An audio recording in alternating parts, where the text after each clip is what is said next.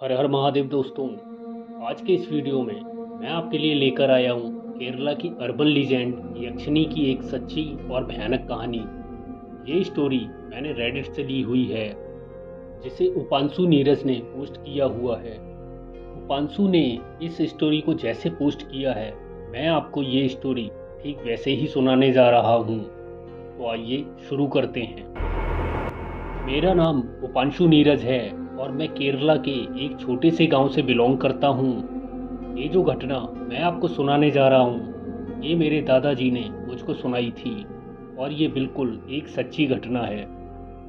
ये घटना काफ़ी पुरानी है, सन 1950 के आसपास की। उस वक्त हमारे परदादा जी कॉलेज से लॉ की पढ़ाई कर रहे थे। हमारा परिवार शुरू से ही गांव का एक संपन्न परिवार हुआ करता था। गांव के लोगों में हम लोगों का काफ़ी मान सम्मान था।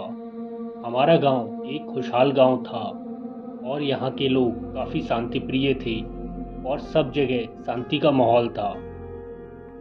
पर अचानक एक दिन ये शांति भंग हो गई। हमारे गांव में अचानक से लोगों के मरने की खबर आने लगी। अच्छे खासे लोग बिना किसी वजह के मरने लगे।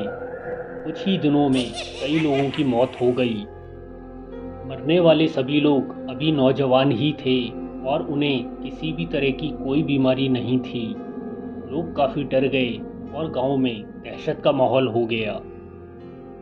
पर ये तो बस शुरुआत थी। एक के बाद एक मौतों का सिलसिला शुरू हो गया। आए दिन किसी न किसी के मरने की खबर आने लगी।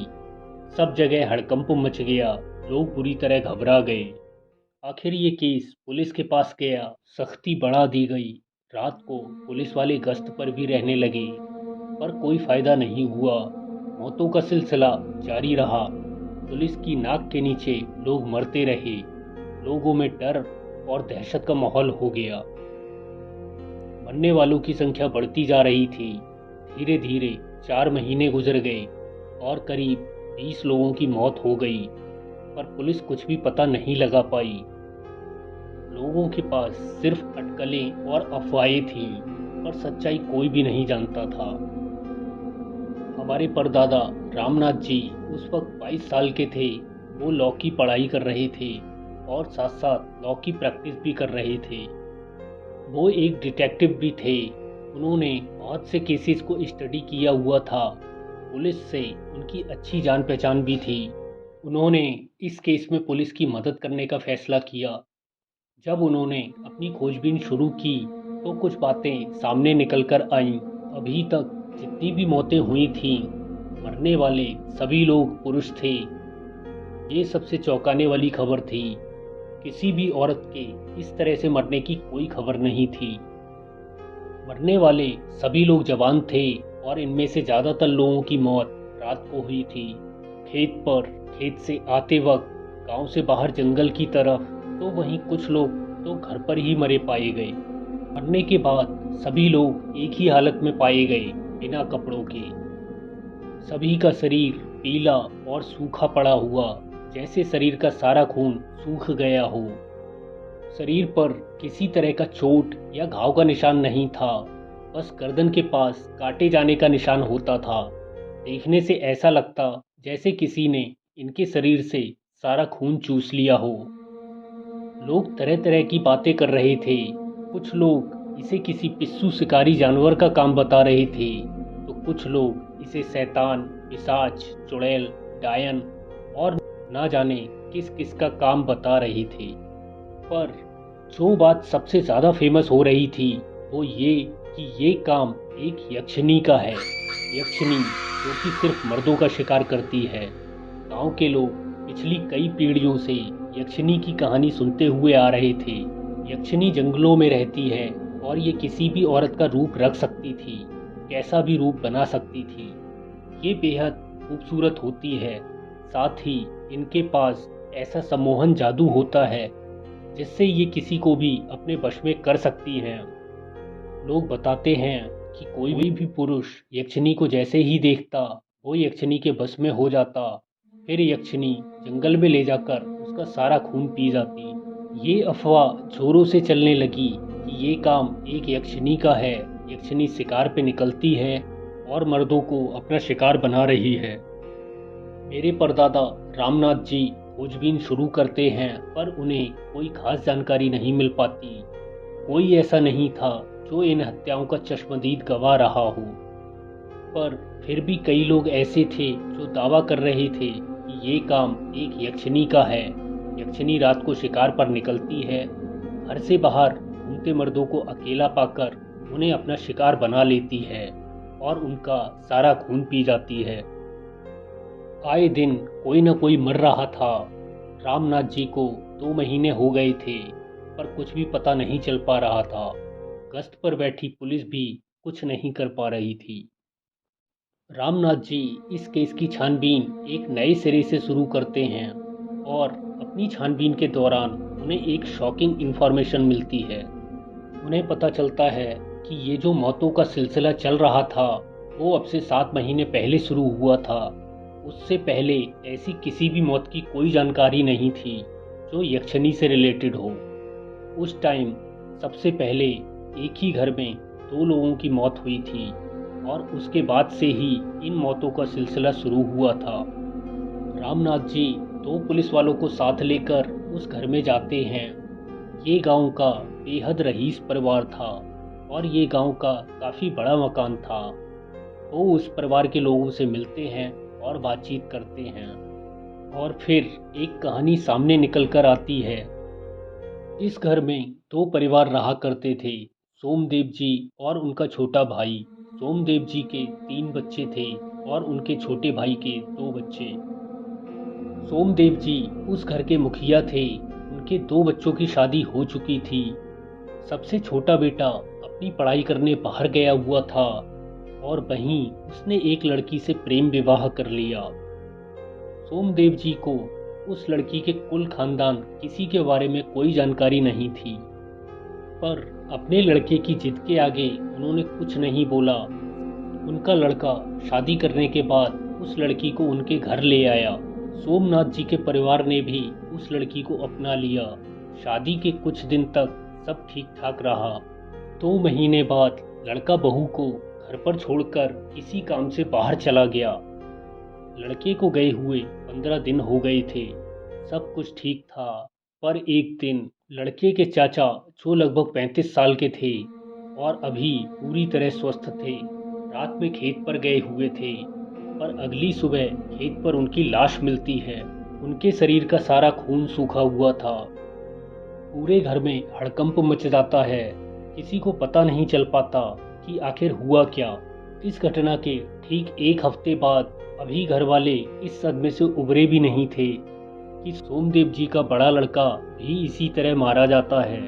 2 जवान लोगों की असमय मौत से घर वाले सहम जाते हैं और उसके बाद गांव में मौतों का सिलसिला शुरू हो जाता है। मेरे परदादा रामनाथ जी को इस कहानी में कहीं न कहीं गड़बड़ लग रही थी।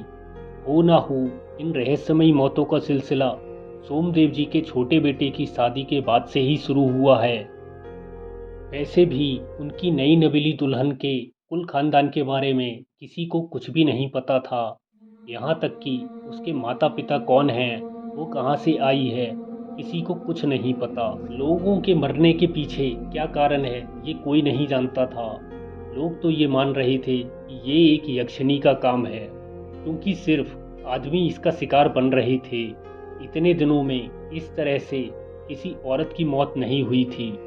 तो क्या ये एक यक्षिणी का ही काम है? अगर ये यक्षिणी का काम है तो यक्षिणी कौन है और कहाँ से आती है? कहीं सोमदेव जी की बहू ही तो यक्षिणी नहीं है? रामनाथ जी को अब इन सारे सवालों के जवाब चाहिए थे। उन्होंने सबसे पहले ऐसे शख्स की तलाश की जो उन्हें यक्षिणी के बारे में और जानकारी दे सके।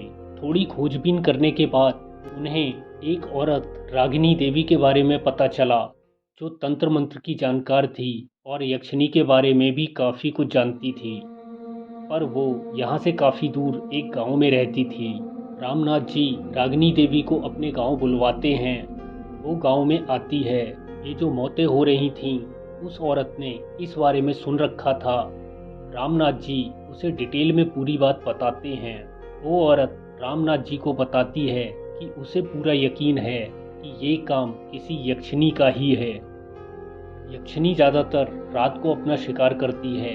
यक्षिनी को जो कोई नज़र भर के देख लेता है, यक्षिनी के बस में हो जाता है और मौका पाकर यक्षिनी उसका सारा खून चूस लेती है। रामनाथ जी रागिनी देवी को सोमनाथ जी के घर के बारे में भी विस्तार से बताते हैं। सोमनाथ जी के घर के बारे में सुनकर रागिनी देवी थोड़ा चौंक जाती है।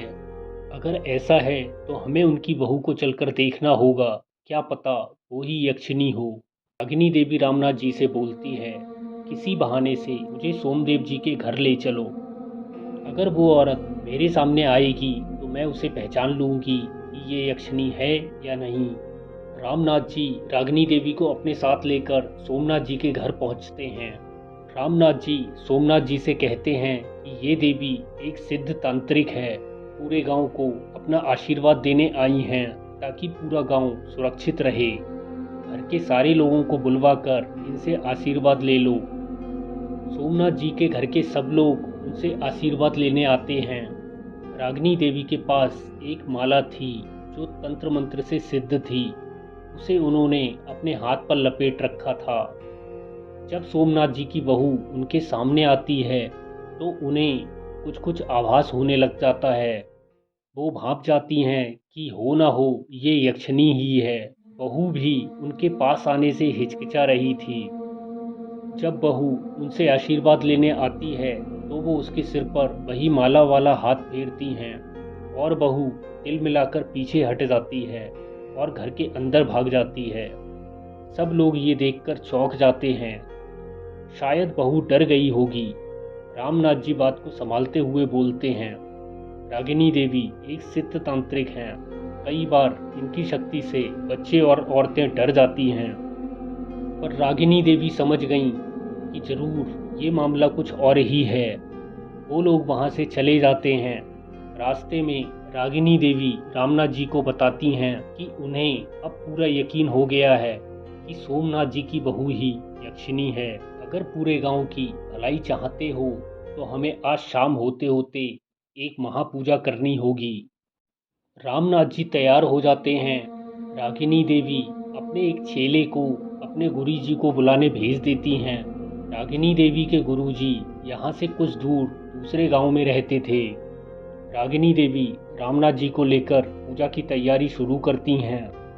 वो सोमनाथ जी के घर के चारों तरफ रोली चावल से एक घेरा बनाती हैं और उस घेरे का मुंह मेन रोड की तरफ खुला छोड़ती हैं और उस सड़क से घेरा खींचते खींचते पूजा स्थल तक आती हैं। पूजा स्थल सोमनाथ जी के घर से ज़्यादा दूर नहीं था।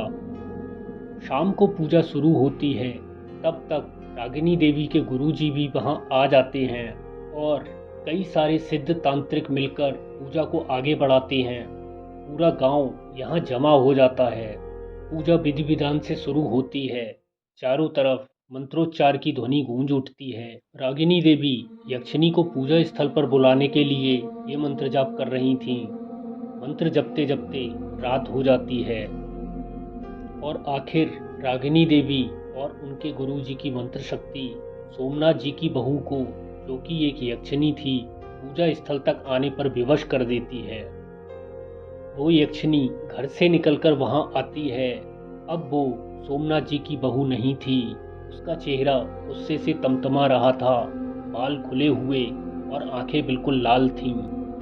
उसका ये रूप देखकर गांव वाले सहम जाते हैं, पर रागिनी देवी और उनके गुरुजी के आगे उसकी एक नहीं चलती है। ये लोग उसे किसी का भी अहित नहीं करने देते हैं। रागिनी देवी अपने तंत्र शक्ति का उस पर प्रयोग करती हैं और अपनी मंत्र शक्ति से उसे बांधने का प्रयास करती हैं। पर ये एक शक्तिशाली यक्षिनी थी। जब वो यक्षिनी इन लोगों से नहीं निपट पाती है तो सब लोगों के देखते ही देखते वो अचानक हवा में ऊपर उठती है और जंगल की तरफ उड़कर हवा में गायब हो जाती है। पूरे गांव ने ये डरावना मंजर अपनी आंखों से देखा। रागिनी देवी पूजा जारी रखती हैं और उस महायज्ञ को संपन्न करती हैं। अगले दिन सुबह उस यज्ञ की राख का छिड़काव गांव के चारों कोनों पर करवा दिया जाता है। रागिनी देवी पूरे गांव को एक कवच से बांध देती हैं। इस तरह इस गांव को यक्षिणी के प्रकोप से छुटकारा मिल जाता है। गांव वाले इस घटना से बहुत डर गए थे, इसलिए गांव में हर साल पूजा करवाई जाती है ताकि गांव वाले यक्षिणी के प्रकोप से दूर रहें।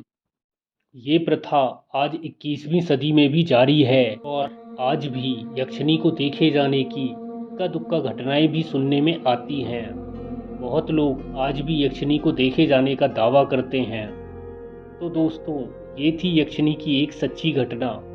आपको ये कहानी कैसी लगी कमेंट करके ज़रूर बताना। साथ ही अगर आपके पास भी कोई ऐसी सच्ची डरावनी घटना है तो मेरे साथ ज़रूर शेयर करें। मेरी ईमेल आईडी divinekrishna5@gmail.com डिस्क्रिप्शन में मेंशन्ड है। तो दोस्तों, मिलता हूँ आपसे अपने नेक्स्ट वीडियो में ऐसी ही एक रहस्यमयी कहानी को लेकर।